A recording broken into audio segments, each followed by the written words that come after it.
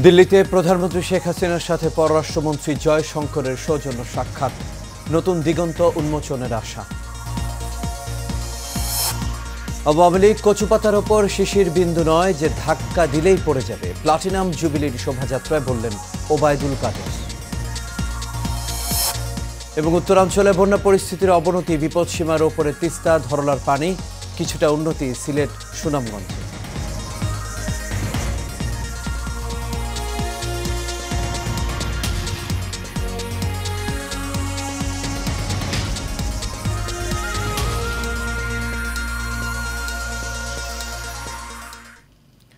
সবাইকে স্বাগত সকালের এশিয়ান নিউজে। দর্শক, পুরো সংবাদ জুড়ে আপনাদের সঙ্গে আছি আমি আনোয়ার রাজ। এতক্ষণ শুনছিলেন বিআরবি কেবল ইন্ডাস্ট্রিজ লিমিটেড সংবাদ শিরোনাম। এবার চলে যাচ্ছে পুরো খবরে। প্রধানমন্ত্রী শেখ হাসিনার সাথে সৌজন্য সাক্ষাৎ করেছেন ভারতের পররাষ্ট্রমন্ত্রী ডক্টর এস জয়শঙ্কর। শুক্রবার ভারতের রাজধানী দিল্লির হোটেল তাজ প্যালেসে এই বৈঠক অনুষ্ঠিত হয়। এই সময় পারস্পরিক স্বার্থ সংশ্লিষ্ট বিষয় নিয়ে আলোচনা হয়। প্রধানমন্ত্রী শেখ হাসিনা নয়াদিল্লিতে পৌঁছানোর পর ভারতের পররাষ্ট্র মন্ত্রণালয়ের মুখপাত্র রণধীর জয়সওয়াল বলেন যে বাংলাদেশ ভারতের গুরুত্বপূর্ণ অংশীদার ও বিশ্বস্ত প্রতিবেশী। এই সফর দ্বিপক্ষীয় অংশীদারিত্বকে আরও জোরদার করবে। প্রধানমন্ত্রী বেসরকারি শিল্প ও বিনিয়োগ উপদেষ্টা সালমান এফ রহমান এবং পররাষ্ট্র সচিব মাসুদ বিন মোমেন এ সময় উপস্থিত ছিলেন। এর আগে প্রধানমন্ত্রী নরেন্দ্র মোদীর আমন্ত্রণে 2 দিনের রাষ্ট্রীয় সফরে নয়াদিল্লি পৌঁছান প্রধানমন্ত্রী শেখ হাসিনা।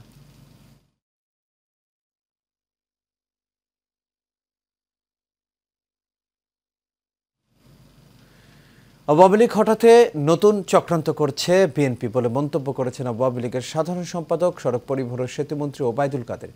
শুক্রবার দলটির প্রতিষ্ঠা বার্ষিকী উপলক্ষে এক শোভাযাত্রার পূর্বে অনুষ্ঠানে তিনি বলেন যে আওয়ামী লীগ কচুপাতার ওপর শিশুর বিন্দু নয় যে ধাক্কা দিলেই পড়ে যাবে। আনসারুল ইসলাম ও সোহাগ মিয়ার ক্যামেরায় বিস্তারিত জানাচ্ছেন নূর মোহাম্মদ ভুইয়া। ৭৫তম প্রতিষ্ঠা বার্ষিকী সামনে রেখে রাজধানীতে বর্ণাঢ্য শোভাযাত্রার আয়োজন করে ক্ষমতাসীন দল আওয়ামী লীগ। শোভাযাত্রায় অংশ নিতে রাজধানীর বিভিন্ন থানা ও ওয়ার্ড থেকে ব্যান্ড পার্টি, ঢোল, বেলুন সহ বিভিন্ন প্ল্যাকার্ড নিয়ে রমনা ইঞ্জিনিয়ার্স ইনস্টিটিউট প্রাঙ্গণে এসে জড়ো হয় হাজার হাজার নেতাকর্মী। স্লোগানে স্লোগানে মুখরিত হয়ে ওঠে পুরো এলাকা। শোভাযাত্রার উদ্বোধনী বক্তব্যে দলটির সাধারণ সম্পাদক বলেন, আওয়ামী লীগ জনগণের শক্তি নিয়ে এগিয়ে যাচ্ছে, মাথা নত করার দল আওয়ামী লীগ নয়। আমাদের ক্ষমতার উৎস বাংলাদেশের জনগণ,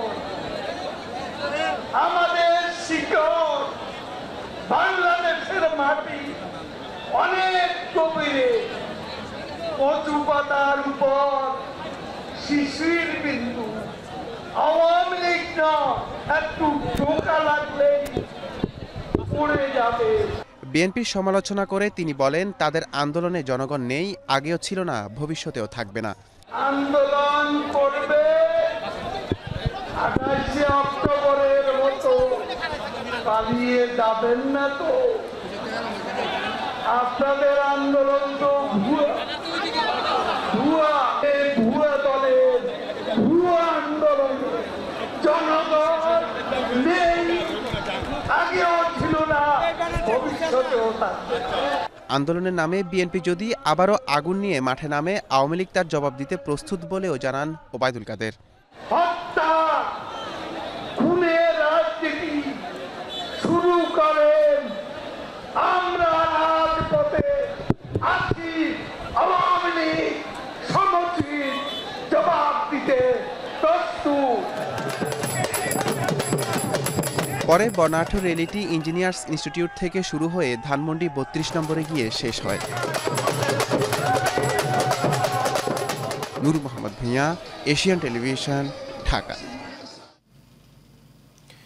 কুড়িগ্রামে বন্যা পরিস্থিতির অবনতি হয়েছে। তিস্তা ও ধরলা নদীর পানি বিপদসীমার উপর দিয়ে প্রবাহিত হচ্ছে। অন্যান্য নদ নদীর পানি বৃদ্ধি অব্যাহত রয়েছে। পানি উন্নয়ন বোর্ড জানায়, সকাল 6টায় তিস্তা নদীর পানি কাউনিয়া পয়েন্টে বিপদসীমার 50 সেন্টিমিটার ওপর দিয়ে ও ধরলা নদীর পানি তালুক শিমুলবাড়ি পয়েন্টে বিপদসীমার 15 সেন্টিমিটার ওপর দিয়ে প্রবাহিত হচ্ছে। এতে প্লাবিত হয়েছে কুড়িগ্রাম সদর, নাগেশ্বরী, ভুরুঙ্গামারী এবং রাজারহাট উপজেলার চরাঞ্চল ও নিম্নাঞ্চল।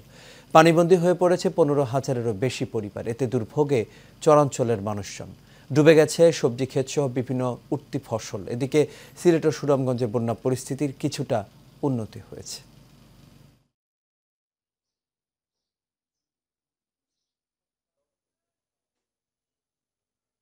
আমার খাবার তো কোনো নাই, হারা যে কম ভালো এই আসি বাসি মুখে কায়লার থাকি মানে নমতনে আসি, কে আমার গুলের দেখশন করে নাই। সবাই এসে খালি ছবি তুলে ভিডিও করে, কেউ তো আর কিছু দেয় না। এই দেখেন বাড়ির মধ্যে সাপ, বাড়ির মধ্যে থাকাই যায় না, রান্না বান্না তো একদম করাই যায় না, বাড়ির মধ্যে পানি রান্না করবো কেমনে। মেম্বার চেয়ারম্যানেরও সহযোগিতা দই করতো, আমাদের অনেকটাই উপকার হইতো। আমরা যেহেতু কৃষক লোক, আমাদের যদি ফসলে মারা যায় তাহলে খাওয়ার মতন কোনো পরিস্থিতি থাকবে না, আমাদের কোনো থাকবে না।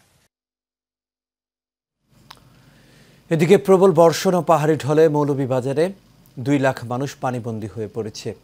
এছাড়া ধলাই নদীর বাঁধ ভেঙে মাতার কাপন গ্রামসহ লোকালয়ে প্রবেশ করেছে পানি। দিন ও রাতে থেমে থেমে বৃষ্টি অব্যাহত থাকায় প্রতিদিনই নতুন নতুন এলাকা প্লাবিত হচ্ছে। এরই মধ্যে সদর উপজেলা, কমলগঞ্জ, বড়লেখা, ঝুরি ও শ্রীমঙ্গল উপজেলা সহ বিভিন্ন ইউনিয়নের গ্রাম প্লাবিত হওয়ার খবর পাওয়া গেছে। জেলা প্রশাসক উর্মি বিনতে সালাম জানায়, জেলায় মোট 98টি আশ্রয় কেন্দ্র প্রস্তুত রাখা হয়েছে। বর্তমানে এগুলোতে 571 পরিবারে আশ্রয় নিয়েছে। 56টি মেডিকেল টিম প্রস্তুত রাখা হয়েছে। পানি বৃদ্ধি অব্যাহত থাকায় পানিবন্দী মানুষজনকে উদ্ধারে প্রয়োজনীয় ব্যবস্থা নিচ্ছে প্রশাসন। অসুবিধা আর গরো যা আসবাবপত্র আসিল সবকিছু কেউ নিয়ে বাড়িতে পারি নাই। পানিবন্দী অবস্থায় আছি, অসহায়। এখন আমরা যাওয়ার কোনো স্থান নাই, আমাদের মালামাল সব কিছু এখানে। রান্না বাড়া খাওয়ার ব্যবস্থা নাই, হ্যাঁ, মানুষের খুব দুর্গতি অবস্থা। যারা আশ্রয় কেন্দ্রে আছে তাদেরকে আমরা তাদের পাশে আছি, তাদেরকে শুকনা খাবার এবং রান্না করা খাবার তাদেরকে প্রোভাইড করা হচ্ছে, এবং যারা পানিবন্দী আছে তাদেরকেও চাল দেওয়ার ব্যবস্থা করছি। এবার অন্যান্য প্রসঙ্গ। ঈদের ছুটি শেষ হলেও নিত্যপণ্যের বাজারগুলোতে এখনও ভালোভাবে শুরু হয়নি বেচাকেনা। তবে কোরবানি ঈদের মৌসুমে সপ্তাহের ব্যবধানে বেড়েছে আলু, পেঁয়াজ ও মুরগির দাম। এছাড়া কাঁচামরিচের দাম বেড়ে 300 টাকা ছাড়িয়েছে। বিক্রেতারা সরবরাহ ঘাটতির কথা বলল, ক্রেতাদের দাবি যে সিন্ডিকেট করে নিত্যপণ্যের দাম বাড়িয়েছে ব্যবসায়ীরা। এইচ মিতুর আরও একটি রিপোর্ট। ঈদুল আজহার ছুটির কারণে অনেকটাই ফাঁকা রাজধানী ঢাকা, ফলে ক্রেতাশূন্য বাজারগুলো। তবে ক্রেতা সংকটেও মাছ, মাংস আর সবজির চড়া দাম হাঁকাচ্ছেন ব্যবসায়ীরা। বিক্রেতারা বলছেন, ঈদের কারণে সরবরাহ কম, পাশাপাশি কয়েক জেলায় বন্যার কারণে ব্যাহত হচ্ছে সবজি উৎপাদন, ফলে বেড়েছে পণ্যের দাম। মাছ আনতে যে আমরা রেট বেশি লাগে, ওটা আগে মাছ লইলে গাড়ি ভাড়া বেশি, এই কারণে একটু দাম বেশি বাড়তি। টমেটো আপনাদের বেচে 100 টাকা, 110 টাকা, 120 টাকা, 130 টাকা বেচতেছে। শসা বেচে আপনাদের 60 টাকা, 70 টাকা, বেচতে 120 টাকা, 130 টাকা। প্রতিটা মালের দাম 10 থেকে 15 টাকা বাড়ছে। বাজারে গেছি কালকে যাইয়া তো মালই পাই না, তো বাধ্য হইয়া 1 টাকা, 1.5 টাকা, 2 টাকা বেশি দিয়ে আনতে হয়। দামটা কিলোই বেশি, কুরবানি মেয়েতে গরুর দাম বেশি গেছে না। ক্রেতারা বলছেন, বাজারে কোনো পণ্যের দামেই নেই স্বস্তি। এক এক সময় এক এক অজুহাতে নিত্য পণ্যের দাম বাড়াচ্ছেন বিক্রেতারা। আমরা যে নিম্ন শ্রেণীর যারা আছি, কম আয়ের মানুষ, মনে করেন 20-25 হাজার টাকা বেতন পাই, আমাদের চলতে ফিরতে তো খুব কষ্ট হইতেছে। যে গরুর মাংস আগে 700 টাকা ছিল, এখন আজকে 800 টাকা কেজি কিনছি।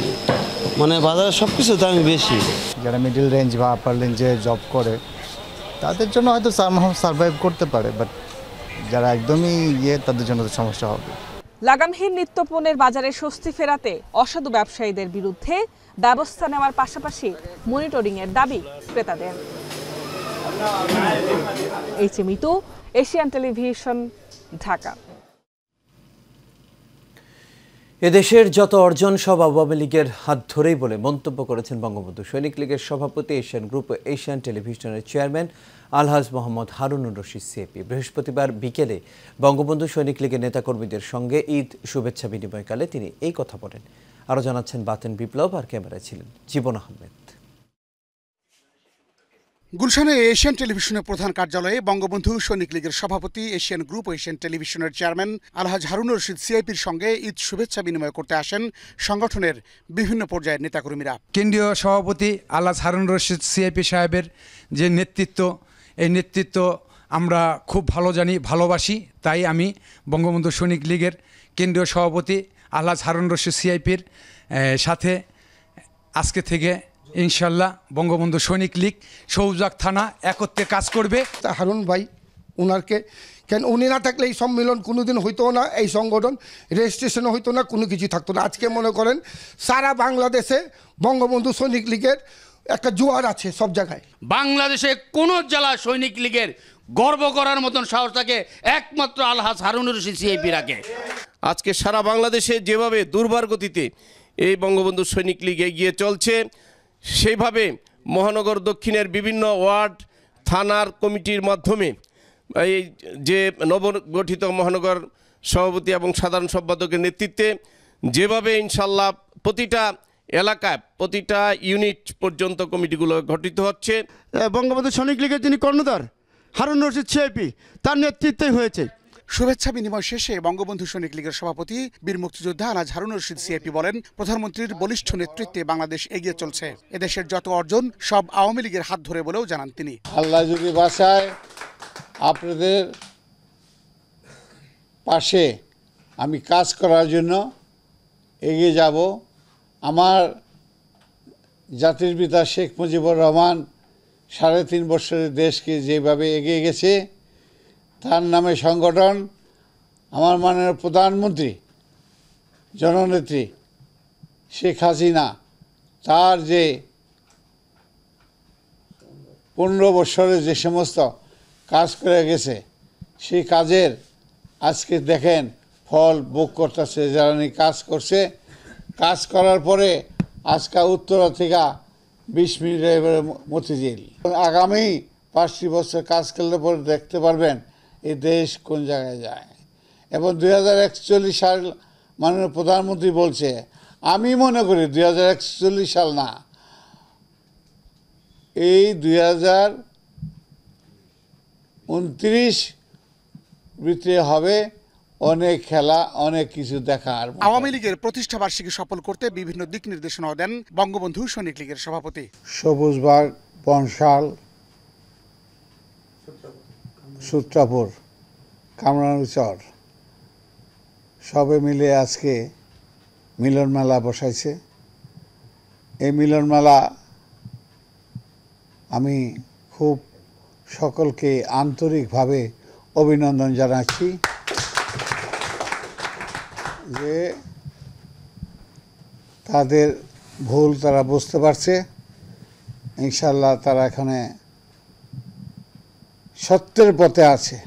এ সময় বঙ্গবন্ধু সৈনিক লীগের সভাপতিকে ঈদের শুভেচ্ছা জানিয়ে সংগঠনের জন্য নিজেদের উজাড় করে দেওয়ার প্রত্যয় ব্যক্ত করেন সবুজবাগ থানা বঙ্গবন্ধু সৈনিক লীগের সভাপতি মোহাম্মদ কামাল হোসেন সাগর, সাধারণ সম্পাদক সালাউদ্দিন বুলবুল, সহসভাপতি হাবিব রহমান খান দুলাল, সাংগঠনিক সম্পাদক জয়মঙ্গল মণ্ডল, 73 নং ওয়ার্ড বঙ্গবন্ধু সৈনিক লীগের নবনির্বাচিত সভাপতি সাদ্দাম হোসেন মুকুল, সাধারণ সম্পাদক আরমান হোসেন, বংশাল থানা বঙ্গবন্ধু সৈনিক লীগের সভাপতি মোহাম্মদ নূর হোসেন, সাধারণ সম্পাদক মনিরুল ইসলাম মহি, কামরাঙ্গীরচর থানা বঙ্গবন্ধু সৈনিক লীগের সভাপতি হাজী মোহাম্মদ নূর হোসেন, সিনিয়র সহসভাপতি মোহাম্মদ স্বপ্ন, সূত্রাপুর থানা বঙ্গবন্ধু সৈনিক লীগের সভাপতি মোহাম্মদ বাবর আলী ও সাধারণ সম্পাদক শফিকুর রহমান মিঠু। এ সময় আরও উপস্থিত ছিলেন বঙ্গবন্ধু সৈনিক লীগের কেন্দ্রীয় সাংগঠনিক সম্পাদক মনির হোসেন স্বপন ও মোহাম্মদ সোহেল রানা, ঢাকা মহানগর দক্ষিণের সভাপতি মঞ্জুর ইসলাম সহ বিভিন্ন পর্যায়ের নেতাকর্মীরা। খোদা হাফেজ, জয় বাংলা, জয় বঙ্গবন্ধু।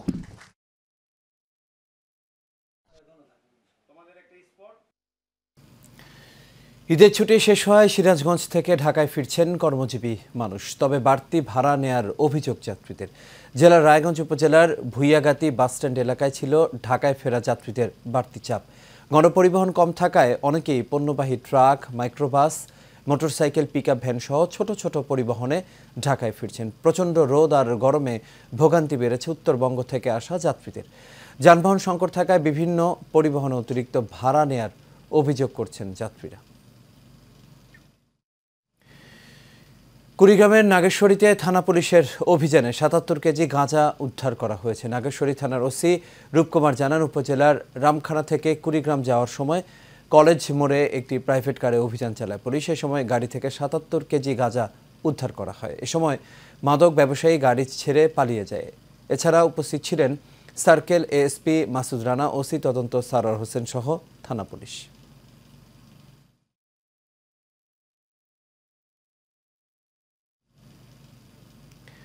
ভোলার তজুমুদ্দিন উপজেলা আওয়ামী লীগের বর্ধিত সভা অনুষ্ঠিত হয়েছে। আওয়ামী লীগের ৭৫তম প্রতিষ্ঠা বার্ষিকী উপলক্ষে কেন্দ্রীয়ভাবে ১০ দফার কর্মসূচি পালনের লক্ষ্যে এই বর্ধিত সভার আয়োজন করা হয়। উপজেলা আওয়ামী লীগের সহসভাপতি বিএ মোফাজ্জল হোসেনের সভাপতিত্বে অনুষ্ঠানের প্রধান অতিথি হিসেবে বক্তব্য রাখেন ভোলা ৩ আসনের সংসদ সদস্য নুরুন নবী চৌধুরী শাওন।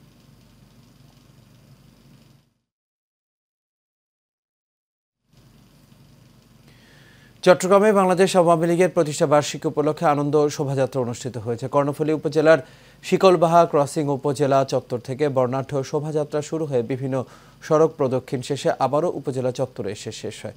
আওয়ামী লীগের বিভিন্ন স্তরের নেতাকর্মীরা এতে অংশ নেয়। শোভাযাত্রা শুরুর আগে সমাবেশে বক্তব্য রাখেন কর্ণফুলী উপজেলা পরিষদের চেয়ারম্যান ও উপজেলা আওয়ামী লীগের সভাপতি ফারুক চৌধুরী, সাধারণ সম্পাদক সোলাইমান তালুকদার সহ এ সময় আরও অনেকেই সেখানে উপস্থিত ছিলেন।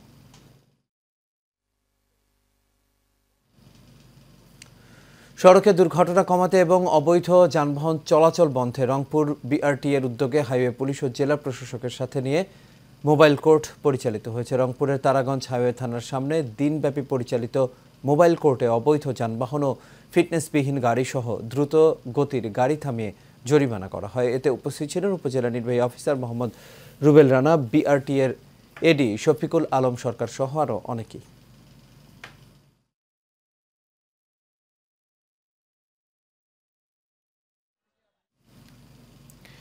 এশিয়ান টেলিভিশনের কুষ্টিয়ার স্টাফ রিপোর্টার হাসিবুর রহমান রিজুর ওপর হামলার প্রতিবাদে বিক্ষোভ মিছিল মানববন্ধন করেছে বাংলাদেশ মুক্তিযুদ্ধ মঞ্চের নেতাকর্মীরা। সাংবাদিক রিজুর ওপর নৃশংস সন্ত্রাসী হামলা ও তার ব্যবহৃত মোটরসাইকেল ভাঙচুরের প্রতিবাদে এই বিক্ষোভ মিছিল মানববন্ধন করা হয়। বাংলাদেশ মুক্তিযুদ্ধ মঞ্চ কুষ্টিয়া জেলা শাখার আয়োজনে পৌরসভা চত্বর থেকে বিক্ষোভ মিছিল শুরু হয়ে শহরের থানা মোড়ে এসে শেষ হয়। এরপর ঘণ্টাব্যাপী মানববন্ধন করে বিক্ষোভকারীরা। মানববন্ধনে হামলাকারীদের দৃষ্টান্তমূলক শাস্তির দাবি করা হয়।